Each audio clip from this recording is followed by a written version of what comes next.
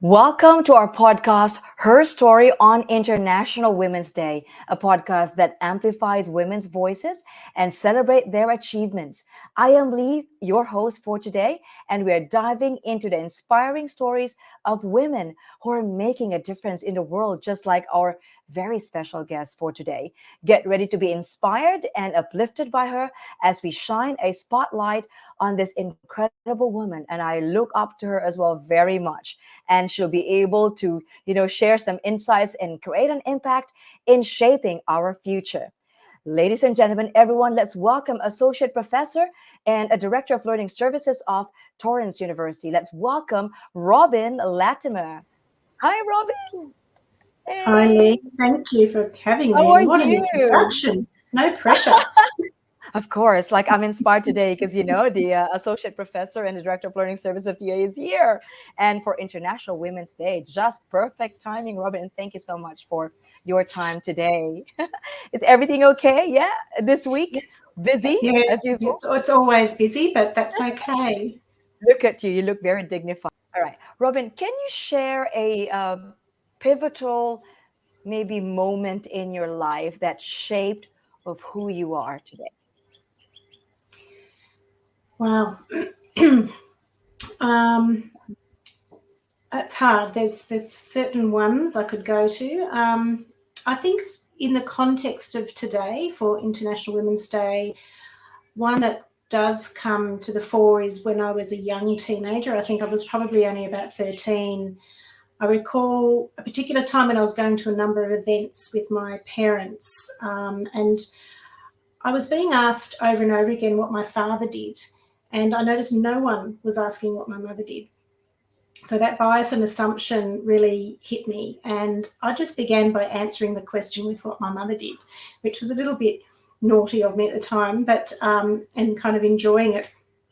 But that experience did really shape me as it highlighted the need to value all contributions and to be inclusive. And it also, in my mind, made me really value. It kind of shone the light more on my mother in my mind than and on women in my mind than the intention was. Well, it wasn't intended. It was an unconscious bias, but it probably was intended as the opposite. But for me, it did stand out. How do you think the society can better support and uplift women's voices and experiences? I think it has to start at the top. Having more women on boards and in leadership positions, or in just decision circles, wherever they might be. The current stats that have been released this year show that in Australia only 34% of board members are women and only 19% are chairs on a board, with only 20% of Australian companies having a female or a woman CEO. I think that those stats say it all. How can 34% of board members be making decisions, across, it's just not enough to make sure that decisions that are made for and about women include women and involve women. We need role models to engender that self-belief that other women can get to board. So you've got to, it's the old, got to see it to believe it and to be it. If women are not included, that bias with decisions, whether done unconsciously or consciously, will continue to be a barrier for women. I'm a real believer that it really does need to be acted upon from the top. That's good to know. And Robyn, there was a question a few weeks back that there was kind of like it's not a competition, but when you think about leadership, I'm not being biased here, okay? So between men and women, Mm. whom do you think would be more will be more creating an impact to the society and even in the company or any institution in general? I think for a woman to see another woman in that position is really inspiring. It's much easier to see yourself get there if you see another woman there. So in that sense, a woman. But men have an important part to play to also to make sure that they're aware of the circumstances that might be barriers for women because they're in the position of power if there are not enough women there at that stage. And that's where I think the male allyship and just awareness is needed. The fact that There is a position of privilege for certain men in our society that they don't actually realise that they're in that position, and the impact it can have on those that don't have that position of privilege. There is certainly a balance there, Robyn, right, between men and women when it comes to leadership or in any sort of in general position in any institution at the same time. So it's good that there is a balance of that brain neurons between men and women, right? So that's really good. And the boat can still like carry on and won't sink, right? So that's really good to know, Robyn. Now, Robyn, speaking of women, because it's International Women's Day, who are some women that have inspired you and why? I think I have to start with, close to home with my mother initially. Looking at a generation before you, you can really see how far we've come. And she came from an era and an environment where men were favoured really in overt ways. She was from a farming, rural family, and, the women just were not going to inherit any property. It was just the men and all of these things. And to someone in my generation, that was really unheard of. Like the day she got married, she had to give up her job, and all of these things. That was institutionalised and systemised within the workplace. So then she taught us, as in the girls or women in our family, to be independent, both in spirit and, importantly, financially. We were always allowed to have a voice and be who we wanted to be. And I recall her enthusiasm for whatever I was interested in. She was encouraging and supportive. But there are other women that were very public figures that I really looked up to and admired. And for me, a standout is Julia Gillard, who was Australia's first Prime Minister. I spotted Julia many years before she was Prime Minister, and I used to really enjoy watching her in debates and discussions because she was so articulate and could remain calm and composed, that showed this real inner strength that I really admired. She didn't get ruffled. She just managed to, and through doing that, I felt she really showed she was respectful and she had a lot of integrity, and I thought that was important. And then another one was Jacinda Ardern, more recently, the female Prime Minister of New Zealand. The parts of or attributes of Jacinda's leadership was the real authenticity and compassion that she showed at a particular time in our history where I think that was lacking in many places around the world. And she had that ability to, I guess, make people question the values of leadership. Do we have to be led by people who are really led by their ego? And that being a leader is a real serious responsibility, that it's not about you, it's actually about those you lead and the purpose for whatever your leadership position might be. And I think Jacinda really brought that home at her time. I could really sense that all these women that have inspired you from ever since right up to today, it really shines on you as well. You are calm, the way you speak, very dignified, and there's authenticity there, and you are very inclusive. And as a leader as well of the Director of Learning Services, you listen to each one of us, regardless of our color, race, or religion, or no matter what the culture is, as well. You are always there to listen, and thank you so much for doing that. See, I'm already, inspired by you. So that could be my answer, Robyn Latimer. Okay, apart from Oprah as well. Okay. You're doing a fabulous Oprah right now, Lee, I must say. Oh my It's goodness, I hope amazing. so. I hope to meet her one day.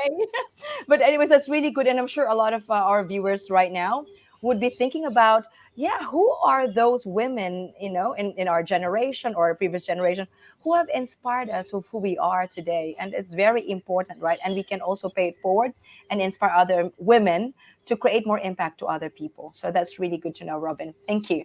Now, Robyn, having said that, how can, when it comes to the gender, okay, for the International Women's Day, how can we continue to break barriers and achieve that gender equality in various industries and sectors? Now, as one of the leaders of Torrens University. Yeah, I've thought about this in the past. Sometimes it's really difficult. You know, you're in a position where you might be employing someone and you're thinking you've got to have the right person for the job. And sometimes you think with the gender balance in a team, like there's a lot of complexity in it. I think that what we need to do, and this really came out of recent data on the pay gap that came out, was the fact that many women are paid less because of how they actually are required to work more part-time or in casual, less secure positions. So I think we need to provide security to women in the workforce. We need to support family-friendly working conditions with flexibility. You know, abilities to work from home. That's in you know the post-COVID era is much easier to do, and ensure career entitlements. But doing it all without making that person feel they're not a valued equal contributor to our workforce, and ensuring they don't miss out on other future career opportunities is something that we can really influence. So I've had examples where a particular role has come up, but the person that I really thought was best for that role might have been on parental leave at the time. So I think it's important to let that person know that you had them in mind and that maybe just at that moment the timing wasn't right, or even let them know that the opportunity is there. Don't assume they're not going to take up the offer. And then say, you know, if they don't take up the offer, keep them in mind for future opportunities, you know, and act on that when the time comes.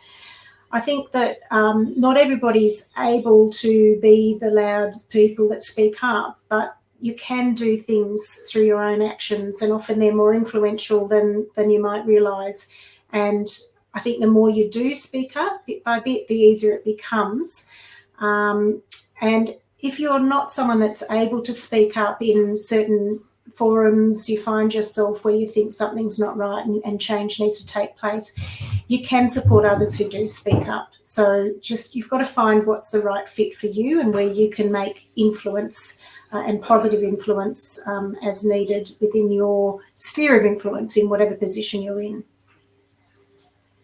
I love that attitude, Robyn, that you're, even though you're already at the top there and we're just here, you seem to, like, easy to connect with the team that you're serving at the same time. And not only that, it's just everyone, whether whatever the gender would be. And we can feel that you are trying to unite everyone at the same time. There is in being, the feeling of being inclusive, right? And also the allowing each one of us to grow in our profession, well, both personal and professional, which is very, very important, as well as we continue to love the things that we do. That's why we're here at Torrens University, right?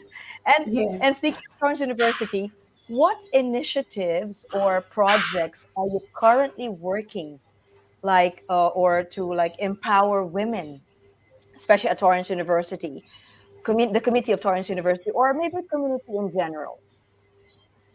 If you don't mind Um, sharing. well, at the moment, I belong to the Torrens Women's Network, which meets, gosh, how bad? I think it's fortnightly. It might be fortnight, might be monthly. I can't remember now. But I see my role there as really someone who listens and being supportive of others. It offers women from across the organisation the chance to meet one another in ways that you wouldn't necessarily connect in our roles and workflows. And it does expand our network and opportunities to connect. So I think that's a really wonderful initiative that some other senior women in the organisation initiated. And being in education, like Torrens University being an education institution, I think is a wonderful opportunity, because education is a gateway to mobility for our students and for our staff. Our staff are able to access education within Torrens, which is a wonderful, way to upskill and advance your future prospects. So within education, I think ensuring diversity of all students are represented in, from everything down to our learning materials, images we use, the language we use, as well as in supports and adjustments that we make, that we're open to, carers are also eligible for adjustments within the accessibility area. And a lot of people may not know that. So I think projects I'm going to be working on going forward within the accessibility space is making everyone more aware of what those services can entail. And even down to things like when we have guest speakers and development employment, the employability skills, that we factor in making sure there's a balance, that we contribute to the development of self-belief and determination by having, making sure guest speakers are women as well as men. Correct. And there should be connection. I like that. The word today that I have, caught there was the word connection, connecting one another, connecting people, and like-minded people at the same time. And again, growing together as one happy family here at Torrens University. How lucky we are, Robyn, right? And speaking of that, we talk about the men and women at the same time, but talking about men, in what men can be allies? Because I know you've mentioned about that a while ago. In what men can be allies in the fight for gender equality and women's rights? I think the first thing men can do is generate awareness, because sometimes people, in all of us, in all ways, we all have biases and unconscious biases. So any sort of self-awareness processes are going to be of value. But again, men in areas of power can help remove bias by ensuring things like formal panels and decision groups include women in all those decisions, and that panels are set up. Many times I've been to places and I've gone, I've looked and I've gone, oh, there's, 3 men and 1 woman. Or, I saw something recently on television that was quite a senior government representation internationally, and there was 1 woman, and it just stood out like a sore thumb. I couldn't believe it amongst what probably was about 30 men. So just being really conscious that there needs to be a balance, and we get better outcomes. Research has shown this. With the more diversity thought that goes in and perspectives that go into decisions, the better the results at the end of the day. So it's positive for everybody. I think men can also actively support advancement of women through offering to mentor and promote women in their careers. They can help to champion them. And sometimes it's just really simple things like being aware, directing activities and conversations in your team to be inclusive. I've experienced conversations that assume women are not interested or don't know about that particular topic and have been left out. Or even where conversations to do with workplace occur in settings that might be more difficult for women to attend, whether it be through cultural or ethnic situations, or because of other caring and home responsibilities. So if it's after work, for example, and being aware that those scenarios can be exclusionary, and to mitigate them where you can. I have benefited. I've had some wonderful male allies I've worked with and benefited from them. I've had them as sounding boards at times when I might have second guessed myself, and they've been really important in developing my confidence and courage. So I think that I've been at many meetings and tables and positions where I have been the only woman, and I've always spoken up. And so I think where men can make, the allies that I found were the men in those groups that made sure I had a voice and made it easy for me to have a voice. So I think that's something that men can do. And I know that even in group settings with myself, I am very conscious that it's not always the loudest voice that's the voice you need to hear. I try to see, there's always a couple of quiet people that might take a little bit more time to come out. And sometimes you have to actually actively invite those people to contribute. So I think developing women who may feel a bit shy or intimidated in some of those environments, to make sure that they don't feel that way by supporting them. Have you ever felt being intimidated before, Robyn? Especially in a corporate world. I believe during many years ago, I was able to join a corporate company just for being a nurse myself and all that. And sometimes it's kind of intimidating if there are more men, and the way they speak and the way they carry themselves. Sometimes it's intimidating to share your insights. Have you ever felt that way before, Robyn? Not necessarily at Torrens University, but yes, I have, Lee. And there are times when there's been a very I guess very loud kind of environment, and so and that physicalness of lots of males and loud, I think was what's coming to my mind when you asked me that. And but I do speak up, and it's about doing it respectfully as well. So you'd say that, you know, maybe this may not be the appropriate time, however, this is what I'm thinking. And so you always give them an option. In a way, I've sort of made it easy for them in some ways, because I've approached it from a perspective of quietly coming in as though what I'm saying isn't important. So I don't think that's a great example. I think that you really need to believe that what you are contributing is worthwhile. That's why you are there. And it took me a while to realise that. And if you're in that room, it's a waste of that chair if you don't speak up. You know, you've really got an opportunity when you're there to speak up. And the more I've done it, the easier it gets. It's like anything that you experience, the more doing, it really does help you gain confidence to do more of it. So just start quietly, if that's the way. Put your hand up and wait, and for the right moment, and then I think you'll get better and better at it. Sure, because some people can be dominant as well, and especially if you came from a different cultural background, perhaps, or from a different environment perspective, you know, like company wise, you know, you're not used to it, you're not used to that kind of environment, you're just getting into that system. So that's true. You have to be quiet first and wait for your turn, or maybe just listen first. But again, that's nice to know that, you know, you have the right to speak up at the right tone of voice and being professional at the same time. As long as you know what you're saying and you know what you're talking about and you know exactly what the subject is, you'll be fine. You know, that's the confidence, #confidence. Thank you so much for that, Robyn.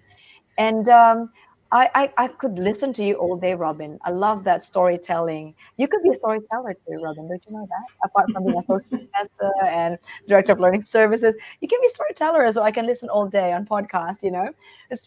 And speaking of that, Robyn, how do you think, like this kind of discussion on International Women's Day, storytelling, discussing something, an insight about, you know, women empowerment can be a powerful tool for advocacy and change? I think storytelling is a powerful tool for anything, but we have been sharing what's called Her Story in our women's network, and I've been so thoroughly enjoying learning about people I work with, you know, on such another level. I think sharing sort of stories really demystifies a lot of things. Often you might see someone in a very senior position and you think, oh, I could never get there, and then you hear their story about how it all happened, and it's very rarely that shiny straight line, you know, to the top. It's usually overcoming various things, or taking a sideward step, or a break here, or a complete change of careers. And you just learn also some things I've really learned about that was learning about how people leveraged things that were outside their workplace. A lot of skill sets they might have got through community work, volunteer work, you know, caring and advocacy work within their own families. All of that is a skill set that's of value, and you can bring that into your career. So I think that storytelling, it's one of those things of, you know, something shared is a problem halved, you know, all of those things. It does really help you see ways forward and gives you confidence, seeing that not everybody has woken up and suddenly decided I'm going to be an XYZ. We might have started over here and then taken a different path and ended up where we are today. And I think that just the realness of that is something everybody can connect with. Definitely. And Robyn, speaking of storytelling, I could see that you can have a book in the future. You can write a book about you and inspiring other people to be more successful as a leader as well. Speaking of book, if you're going to write a book, Robyn, what would be the title? Oh my goodness. Oh, Just the thought of asking because I love the way you this sound. is Very dignified. this is very hard. I'll give you 5 seconds. I was once asked, actually, I was once asked by a friend who did write a book, if you had to say one thing, what could you not live without? And I just instantly said hope. So I just like the word hope because it's open. and it means there's always a future. So I think I'd probably do something with the word hope in it. It might just be hope. I don't know. I hope you buy it. I hope I you buy hope this will, I hope this will happen, Robyn. And if it happens in the future, let us know so that we can start signing as well your book. Okay, we can go there for the first launching of your first book, Hope, by Robyn Latimer. Right? That's really good. I'm looking forward to it. Everyone is looking forward to it, Robyn. So watch out for that, ladies and gentlemen, everyone. Robyn's book about hope. It's beautiful. Now, Robyn, how do you have time to practice self care? How do you practice self care and prioritize your well-being, because you've been very busy at the moment, ladies and gentlemen, everyone. Robyn is very tired, but she's just sharing her special time with me today for this podcast for the International Women's Day. So how do you practice self-care and prioritize your well-being while advocating for women's rights in general? I think that's got easier as I've got older, to be honest. I think when I was young, I was quite hard on myself. I wasn't good at asking for help. So I think that setting boundaries and self-regulation is something I've learnt over time. So I used to really run myself a bit ragged, and in my mother's words, she would say I spread myself too thin. So, excuse me, focusing on what you're doing at that given time was a technique I really found helpful at a time when I was doing a lot of extracurricular things. Excuse me, I'm going to cough. Sorry, Lee. You can have some a drink of water if you want to. Yeah, that's okay. Thanks. So taking care of yourself mentally by focusing on just what you're doing in that moment was something that I really drew from, rather than worrying about all the other work or something else you've got to do the next day. I'm big on writing things down because then I don't have to worry that I'm going to forget it. So I put things in my calendar and make sure that I will make a time for it in the future. I don't see myself as being overly loud as an advocate for women, but I do try to lead by example. I try to show a path and support others, and I've sort of had other women come up to me and ask, and we'll have a coffee with them every now and again and things like that. And by being open and approachable like that, it's actually really good for you as well, because it gives you some different downtime out of your everyday schedule to stop and recharge. Because by thinking and listening to other people, about other people and listening to other people, you actually learn a lot for yourself as well. So I think there's always a two-way street there, and you find it, there's benefits for both parties. I tried very hard not to work on weekends. I'm pretty good at that. I think it's so important to take a break and also to be that role model for your team and other women of that expectation. It's counterproductive to be working all the time. You're not as effective. So I think lead by example is sort of key to that. Practice your own self-care and well-being, and lead by example is how you could be advocating for other women. Exactly right, Robyn. Lead by example, and that mental health kind of thing. You have to, look after yourself, because burnout is real. It can affect you holistically, physically, mentally, emotionally, psychologically, in all aspects, even financially as well. So we make sure that we look after ourselves, because we can, practicing self-care can take our, self-power back.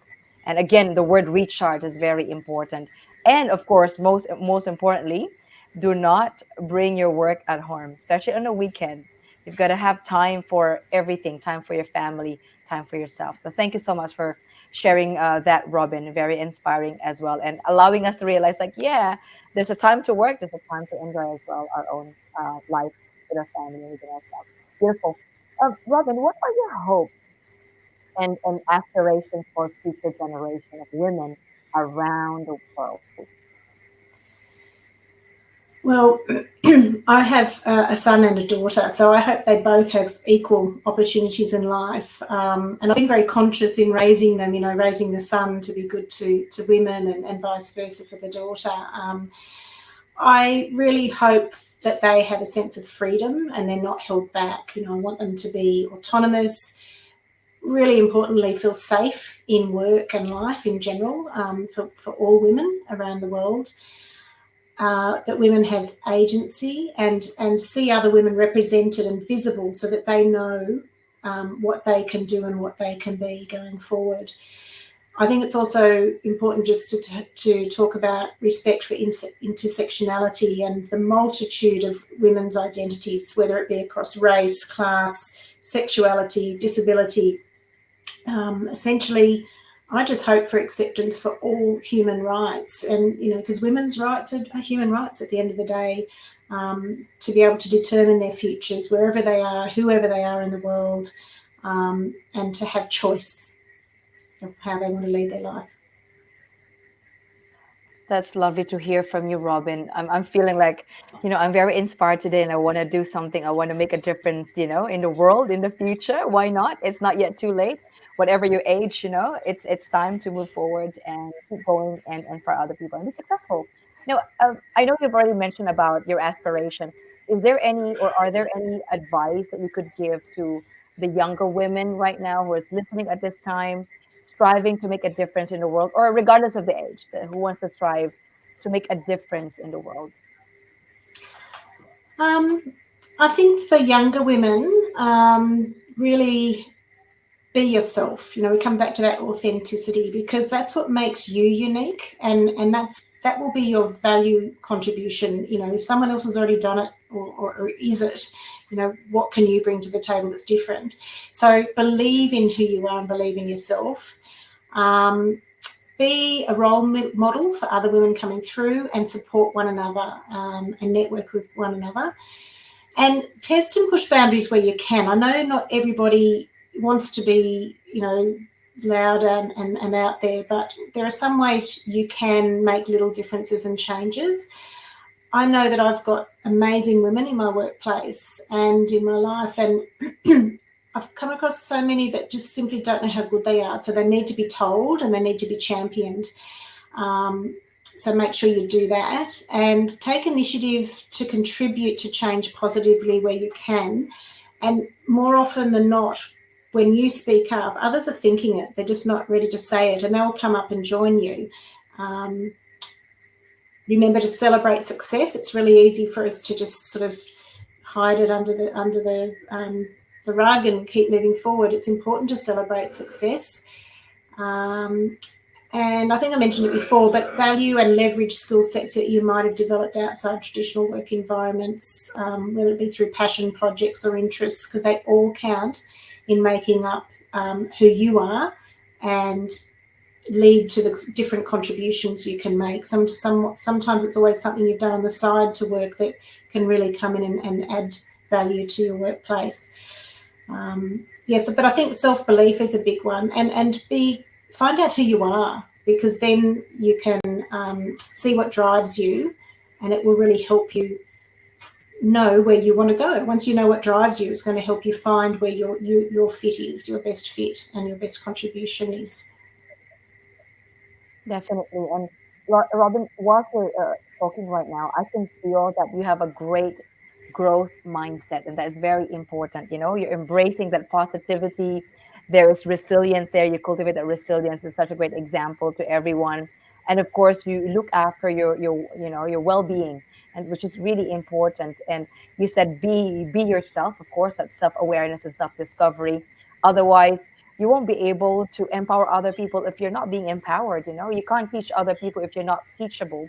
You cannot, like us success coaches, we can't coach someone if we're not coachable. So it really starts from us, from within, right? And thank you for that. It's cleansing, forgiving ourselves at the same time, and again, have that growth mindset, and you can go and move forward and be more successful because you're open to any challenges, any, the adaptability that you have mentioned a while ago, the flexibility as well. So, you're very much uh, broad-minded when it comes to any opportunity that comes along your way, whether it's personal or professional. You'll be able to grow, and become whole again, and allow yourself to exactly understand what's your purpose in life.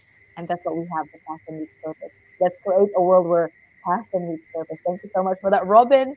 And speaking of that, whilst you're talking a while ago, I'm just wanted to ask you about this. If you hear the word International Women's Day, Do you have the top three words on your mind right now that you want to, share to everyone? Three words that's powerful, maybe creating an impact to everyone about International Women's Day.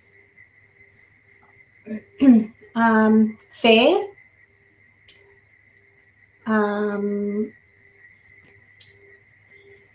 inclusion for me is a big one, and self-belief. So I think the self-belief for women, like I guess I'm coming to it from the woman's perspective. So self-belief is so important. I think that women too often don't trust their own judgment in some areas, and we need to really believe in our value in the world stage. Definitely love listening to your, discussion and stories as well.